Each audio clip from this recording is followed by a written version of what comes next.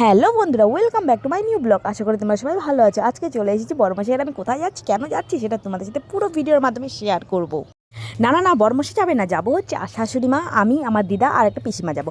তো দেখো ফাইনালি ট্রেনটা এত লেট করেছিল, আধ ঘন্টা প্রায় লেট। তো আধ ঘন্টা পর ট্রেনটা ফাইনালি চলে এসেছে। তো আসার পরে আমরা ট্রেনের ভিতরে বসে পড়েছি, সবাই সবার মতন মোবাইল ঘাঁটতে বসে পড়েছি। যেহেতু আমরা আজকে যাচ্ছি পুরী ঘোরার জন্য, জগন্নাথ দেবের দর্শন করার জন্য। তো দেখো ফাইনালি হাওড়া চলে আসছে। হাওড়া থেকে তোমরা চাইলে এখান থেকে দুটো ট্রেন পাওয়া যায়। একটা হচ্ছে পুরী গরিব রোড এক্সপ্রেস, সেটা হচ্ছে 1:30টার সময় পেয়ে যাবে। আর একটা ট্রেন আছে যেটা হচ্ছে পুরী স্পেশাল, এই ট্রেনটা পেয়ে যাবে রাত 9:25-এ। তোমরা চাইলে এই হাওড়া থেকে যেতে পারো। তো দেখো আমরা এখানে কথা বলতে বলতে হাওড়া চলে এসেছি। যেহেতু রাতে টিফিন করে ঘুমিয়ে পড়েছিলাম, তো তারপর উঠে দেখি যে সকাল হয়ে গেছে। তো দেখো আমাদের ট্রেন ভুবনেশ্বর চলে এসেছে। ভুবনেশ্বর এসে একটু ফ্রেশ হয়ে নিলাম। এখান থেকে ফ্রেশ হয়ে ভুবনেশ্বর স্টেশনটা তোমাদের সাথে একটু শেয়ার করলাম ভিডিওর মাধ্যমে। তো দেখো বন্ধুরা, এখানে ভুবনেশ্বর স্টেশনটা এতটাই বড়, আর এখানে একদমই সোয়েটারের কোনো প্রয়োজন হয় না। যেহেতু আমাদের এই সাইডে বেশি ঠান্ডা পড়েছে, নবদ্বীপে বা এই সাইডটা, যারা উত্তরবঙ্গ দক্ষিণবঙ্গে থাকে তাদেরটা একটু বেশি ঠান্ডা পড়ছে। কিন্তু পুরীর এই সাইডে ভুবনেশ্বর থেকে একদমই সোয়েটার কিচ্ছু লাগে না। তোমরা চাইলে হালকা পোশাক নিয়ে আসতে পারো। তো এখানে একদম গরম পোশাকের কোনো দরকার নেই, প্রচণ্ড পরিমাণে গরম এখানে। কিছুক্ষণ বসার পর পুরী স্টেশনে যাওয়ার জন্য ট্রেন আবারও রওনা দিয়েছে। তো ফাইনালি পুরী স্টেশনে চলে এলাম। তো দেখো পুরী স্টেশনে নেমে পড়লাম, দিদার আমি এখানে হাঁটা দিচ্ছি। তো যাওয়ার পরে এখানে দেখতেই পাচ্ছ স্টেশনটা প্রচণ্ড পরিমাণে বড়, আর এখানকার লোকজনের কথাবার্তা আমি কিছু বুঝতে পারছিলাম না। যাই হোক, স্টেশন থেকে রওনা দিচ্ছে আমাদের যেখানে অটো আছে, অটো স্ট্যান্ড, সেখানে যাওয়ার জন্য। তো এখান থেকে দেখো পুরী স্টেশনটা সামান্য তোমাদের সাথে ভিডিও শেয়ার করলাম। প্রচণ্ড পরিমাণে লোক এসেছে, যাত্রীরা এসেছে যারা নাকি পুরীতে ঘুরতে এসেছে। গঙ্গাসাগরে মেলা হয়ে ডাইরেক্ট এখানে পুরীতে অনেকজনের সাথে পরিচয় হয়েছে যারা নাকি এখানে ঘুরতে যাচ্ছে। আর যারা হাঁটতে পারো না তারা এই অটোগুলো বা এই গাড়িগুলো নিয়ে নিতে পারো। তো দেখো আমরা এখানে চারদিকটা ঘোরাফেরা করার পর আমরা এখানে চলে এলাম অটো স্ট্যান্ডে। অটো স্ট্যান্ড থেকে একটা গাড়ি রিজার্ভ করে নিলাম। তোমরা অবশ্যই অটো নেওয়ার আগে দামাদারটা করে নেবে, নাহলে নতুন লোক দেখলে দামটা বেশি, মানে নতুন লোক দেখলে ভাড়াটা একটু বেশি চায়। তো তোমরা অবশ্যই 10টা টোটো দেখে একটা টোটো রিজার্ভটা ঠিক করে নেবে। তো দেখো এখান থেকে আমরা অটো নেওয়ার পরে আমাদের যেখানে আশ্রম আছে সেখানে আমরা যাওয়ার উদ্দেশ্যে রওনা দিয়েছে। তো দেখো এখান থেকে যাওয়ার পর আমরা এই উর্দু ভাষা আমি তো কিছু পড়তে পারছিলাম না, জানি না এটা কী মোড়। তো যতটুকু পারছি তোমাদের সাথে শেয়ার করছি ভিডিওর মাধ্যমে। আর দেখো এখানে গল্প করতে করতে আমরা সবাই মিলে চলে এসেছিলাম সমুদ্রের ধারে এত লোকজন স্নান করছিল, কি বলবো, খুব সুন্দর লাগছিল দেখতে। তো দেখেই তো মনে হচ্ছিলো যে স্নান করতে আসবো। তো এখানে দেখো এতটা পরিমাণে গরম পড়েছে, সোয়েটারের কোনো প্রয়োজনই হয় না। আর এখানকার দোকানপাটে একটা দোকানও গরমের পোশাক নেই, সোয়েটার চাদর কিছু নেই, শুধু হালকা স্টলগুলো পাওয়া যায়। তো দেখো এখানে দেখছি মহাপ্রভু চৈতন্যদেবের একটা মন্দির। তো এই মোড় দিয়ে যাচ্ছে, আর এখানে আছে নাকি মহাশ্মশান। এখানে মৃতদেহ পোড়ালে নাকি দ্বিতীয়বার জন্ম হয় না, এই মৃতদেহ পবিত্র একটা স্থান।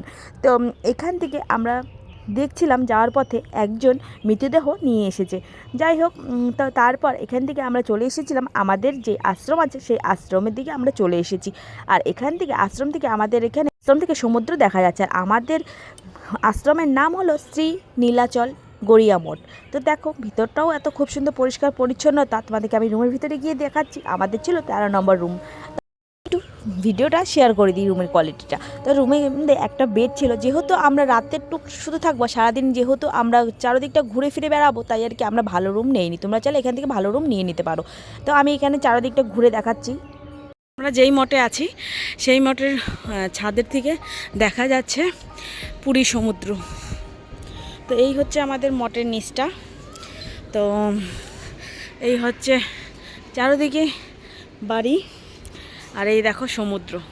দেখো কত মানুষ স্নান করছে, অনেকটা দূর আছে কিন্তু সমুদ্রটা এখান থেকে ভালোই স্পষ্ট বোঝা যাচ্ছে। এই দেখো অনেক মানুষ স্নান করছে সমুদ্রে। আর এই হচ্ছে আমাদের মঠ, যেই মঠে আমরা আছি। আর এই রাস্তা দিয়ে যেতে হয়, এই রাস্তা দিয়ে আমরা এখানে মঠের আমাদের ভগবানকে দর্শন করে নিলাম। যেই মঠে নাকি রাধাকৃষ্ণ ঠাকুর আছে, এখানে দর্শন করে প্রসাদ নিয়ে আমরা চলে গেছিলাম সমুদ্রের ধারে স্নান করার জন্য। সমুদ্রের ধারে এই ছোটো বাসনগুলো দেখে খুব ভালো লাগছিলো। আর এখানে অনেক দোকানপাট বন্ধ ছিল, যেহেতু সকাল টাইম তাই আর কি দোকানপাটগুলো বন্ধ। এগুলো বিকেলে করে সব দোকান খুলে। তো দেখো এখানে কত বালিমাটি, আর এখানে সমুদ্রের ধারে দোকানপাটগুলো প্রায় ভাগ বন্ধ ছিল, শুধু নারকেলের দোকান আর কয়েকটা হাতে গোনা শঙ্খের দোকান খোলা ছিল। তো দেখো ফাইনালি আমরা সমুদ্রে এখানে চলে এলাম। আসার পর এখান থেকে আমরা স্নান করে নিলাম। তো দেখো আমি সমুদ্রে আগেও এসেছিলাম, আগেও একবার স্নান করেছি, তো এটা নিয়ে আমার দ্বিতীয়বার সমুদ্রে স্নান হচ্ছে। তো দেখো আমার দিদা যেহেতু প্রথমবার আসতে প্রচণ্ড পরিমাণে ভয় পাচ্ছিল।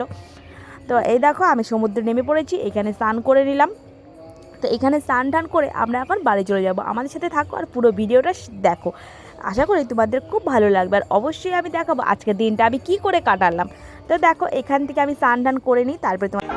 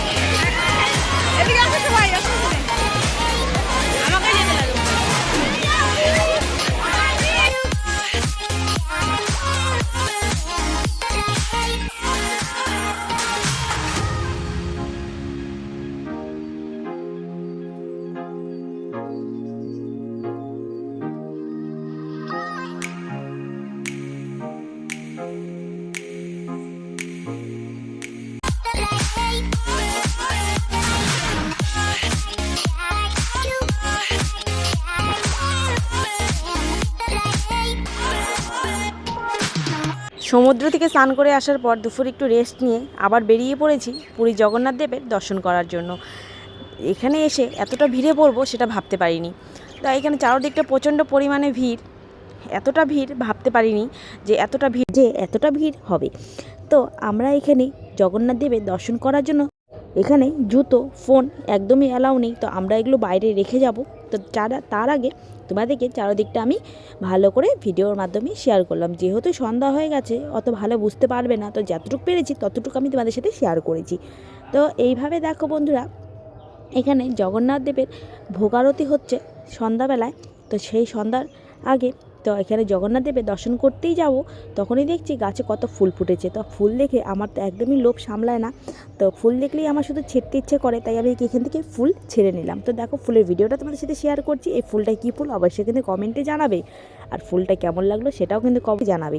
তো দেখো আমরা এখানে যাচ্ছিলাম ফোন রাখার জন্য, যেহেতু এখানে ফোনটা নিয়ে অ্যালাউ নেই ভিতরে যাওয়ার জন্য, তাই আর কি এখানে আমরা ফোনটা রেখে নেবো। তার আগে দেখছি এখানে কত বড় লাইন, যেহেতু জগন্নাথ দেবের দর্শন করার জন্য এত লম্বা লাইন হবে সেটা তো জীবনে ভাবতে পারিনি। তো অনেকটা দেরি করার পর জগন্নাথ দেবের লাইনে দাঁড়িয়ে আমরা জগন্নাথ দেবের দর্শন করে নিলাম। তো বাইরের থেকে জগন্নাথ দেবের দেখো কত সুন্দর লাগছে মন্দিরটা দেখতে। আর জগন্নাথ দেবের একটা জিনিস কি ভালো লাগে, এই যে পতাকাটা দেখতে পাচ্ছ, বা এই পতাকাটা যেদিকে নাকি হাওয়া সেদিকেই একভাবে উঠতে থাকে। তো সত্যি অনেকক্ষণ থেকে দেখার পরে সত্যি একদিকেই উঠছে, অন্য কোনো দিকেই আর হাওয়ার দিকে উঠছে না। তো দেখো চারিদিকে এতটা ভিড়, আর এত পরিমাণে ভিড় হতে পারে যেহেতু গঙ্গাসাগরে মেলা চলছে, তাই আর কি এখানে অনেক লোকজন এসেছে, অনেক পরিমাণে ভিড়। জগন্নাথ দেবের অনেক কষ্ট করে দর্শন করে নিলাম। তো দেখো বাড়ি যাওয়ার পথে এত ব্যাগের দোকান। আর হ্যাঁ, অবশ্যই আমার চ্যানেলটাকে লাইক কমেন্ট শেয়ার সাবস্ক্রাইব করতে ভুলো না, নাহলে নতুন ভিডিও কিন্তু পাবে না। তো বন্ধুরা ভালো থেকো, সুস্থ থেকো, আবারও নিয়ে আসবো নতুন একটা ব্লগ। আমার এই ভিডিওটা যদি ভালো লাগে থাকে please like comment share subscribe করতে ভুলবেন না। টাটা।